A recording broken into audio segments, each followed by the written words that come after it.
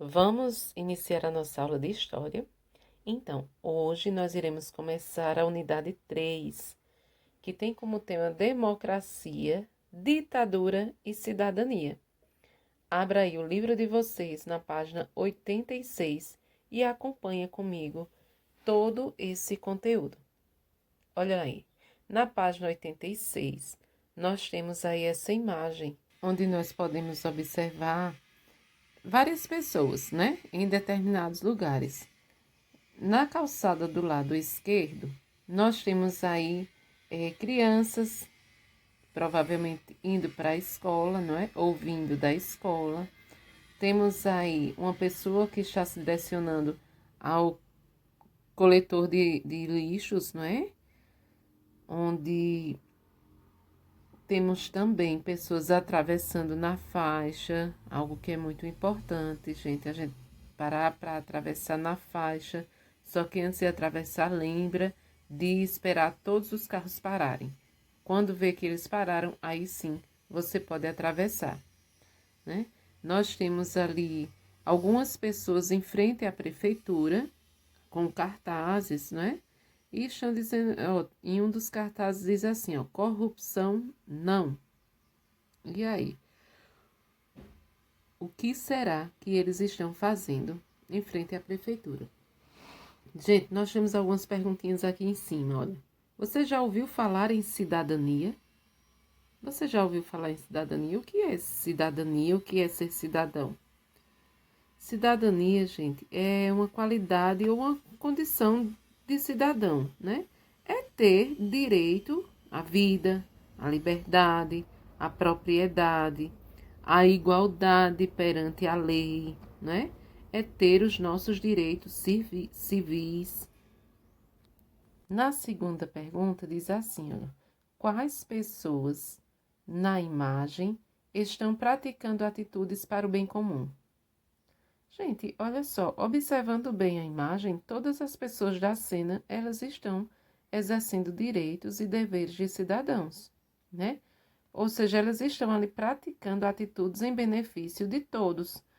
Aquele jovem da calçada que está jogando lixo, ele está, com certeza, é, praticando um bem, né? Ele não está jogando no chão. O rapaz na moto que parou para o pedestre passar, ele está respeitando, né, o pedestre. Então, eles aí nessa imagem, com certeza, eles estão praticando atitudes em benefício de todos. E essas pessoas que estão aí em frente à prefeitura com esses cartazes, eles também estão. Por quê? Porque, olha lá, um dos cartazes, corrupção não. Então, ela está lutando ali para que não tenha mais corrupção, né? Na terceira pergunta diz assim, ó, o que você incluiria nesta imagem para representar uma cidade ideal? Aí a resposta é de vocês, né? Vocês, o que era que vocês incluiria aí nesta imagem para respeitar uma cidade ideal? Hum?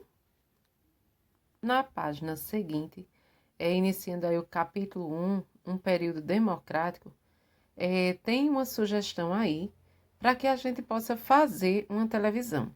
Eu vou deixar essa tarefinha aí com vocês. Vocês vão ler bem direitinho todo o procedimento e eu quero ver o trabalho de vocês, a postagem de vocês, que é para mim colocar lá no Instagram da escola, tá bom? Pega aí uma caixa, olha só, existe todo o material. Lembrando que a televisão ela surgiu no Brasil na década de 1950, gente. Preste atenção, hein? Não era tão popular como hoje. Aí, o que é que você vai fazer? Você vai separar uma caixa de papelão, tinta guache de várias cores, folha de plástico transparente, tampas de garrafas PET, fita adesiva, tesoura sem pontas, papel sulfite, papel ofício A4, tamanho A4, né? Dependendo do tamanho que você for usar, caneta e lápis de cor. Aí tem todo o procedimento. Eu quero que você produza aí uma linda TV, tá bom? Conto com vocês, minha gente. Na página seguinte, nós temos aí a volta da democracia. Eita, o que foi que aconteceu aí, minha gente? Vamos ler? Olha só, com a renúncia lá de Getúlio Vargas, em outubro de 1945, foi conduzida pelos militares, né? Sob o comando de quem? De Góes Monteiro, uma das pessoas que participaram do golpe de 1930. Com a saída aí de Vargas do poder, teve o início da redemocratização. Que é isso, professora, pelo amor de Deus? Olha lá, redemocratização, lá embaixo no glossário. É um período de transição entre um regime ditatorial e um regime democrático, com vistas à ampliação da participação política. Então, entre 1946 e 1964, os presidentes eles foram eleitos por voto direto e secreto, né? E houve aí intenso desenvolvimento industrial, o que estimulou, entre outros fatores, o crescimento das cidades. Aí preste bem atenção. O primeiro presidente eleito nessa fase foi Eurico Gaspar Dutra. Durante seu governo, mais precisamente em 1946, foi escrita uma nova Constituição, em que o povo readquiriu alguns direitos, não foi? Que haviam lá sido limitados na Constituição de 1937, como, por exemplo, a liberdade de expressão e de reunir-se em associações. Só que entre as principais medidas tomadas por Dutra estavam a abertura do país para investimentos estrangeiros e a implementação de planos SALT, cujo objetivo era desenvolver as áreas de saúde, alimentação, transporte e energia. Embora lá o governo Dutra tenha contribuído, né, para avanços sociais e políticos, ele também aplicou diversas medidas autoritárias, como o fechamento do Partido Comunista Brasileiro e a cassação dos mandatos dos parlamentares, eleitos sob essa legenda. Então, além disso, na mesma época, houve aí o fechamento de sindicatos e a prisão de sindicalistas que faziam oposição ao governo. Aí, quando terminou, né, o governo de Dutra, novas eleições aí foram convocadas. E quem foi presidente? Getúlio Vargas. Getúlio Vargas foi eleito presidente da República. Durante aí a sua administração, né, foi criada a Petrobras. O que é a Petrobras? É uma empresa, né, estatal que até os dias atuais ela é responsável por todos os processos de quê? Do petróleo brasileiro, né? Então, esse governo de Getúlio Vargas, ele foi marcado por uma grave crise política e econômica, que foi a inflação. Essa palavrinha que a gente tanto escuta, não é? E o que é inflação? Inflação é o aumento generalizado e contínuo dos preços, que provoca grande desvalorização da moeda e queda acentuada do poder da compra, né? Então, houve aí, como a inflação estava muito alta, ocorreram diversas greves por melhores salários e os industriais, eles preocupavam-se com a estabilidade econômica do país, né? Assim, o governo acumulou opositores em vários setores da sociedade, como os empresários, os sindicatos, os militares, os jornalistas. Aí, olha só o que foi que aconteceu. Em 1954, o deputado Carlos Lacerda, que fazia oposição ao presidente, né? Ele foi vítima de uma tentativa de assassinato. As investigações sugeriam que o segurança, né, de Getúlio Vargas, que era Gregório Fortunato, teria sido responsável por essa tentativa de assassinato. Aí o que aconteceu? Esse fato aí gerou insegurança entre os militares, né? E entre outros opositores do governo, que começaram a exigir aí a renúncia de Vargas. Entretanto, Vargas negou-se a renunciar, né? Mas ele cometeu um grande erro, que foi o suicídio. Ele se suicidou em 24 de agosto de 1954. E depois de sua morte, o vice-presidente, que é Café Filho, assumiu aí a presidência e governou por pouco mais de um ano. né? Passado tudo isso, nas eleições de 1955, foi eleito o presidente Juscelino Kubitschek, o mais conhecido como JK, né? E ele tinha um objetivo bem ambicioso. O objetivo de seu governo, que durou aí entre 1956 a 1961, era promover 50 anos de progresso em 5 anos de governo. Imagina aí, né? Para isso, o que é que ele fez?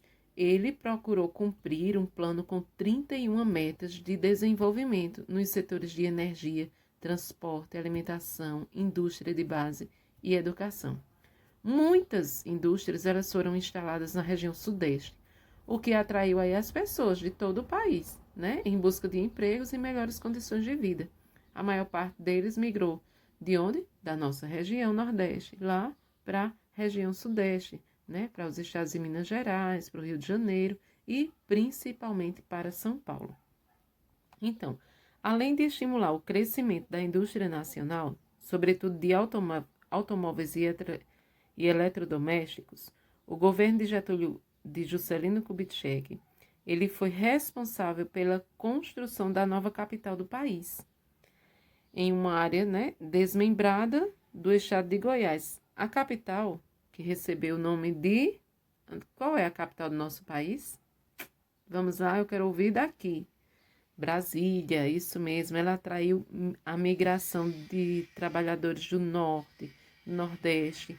E esses trabalhadores eram chamados de candangos. Era candangos. Facilitou aí a integração regional no interior do país, né?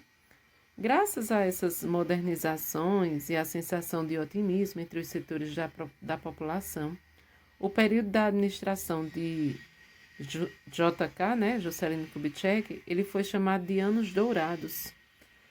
Apesar da industrialização crescente, o acesso ao consumo, né, era restrito apenas a uma parcela da população. Além disso, houve inflação alta e aumento da dívida externa. Na página seguinte, na página 92, nós temos aí um pouco mais sobre Brasília, o nascimento da nova capital.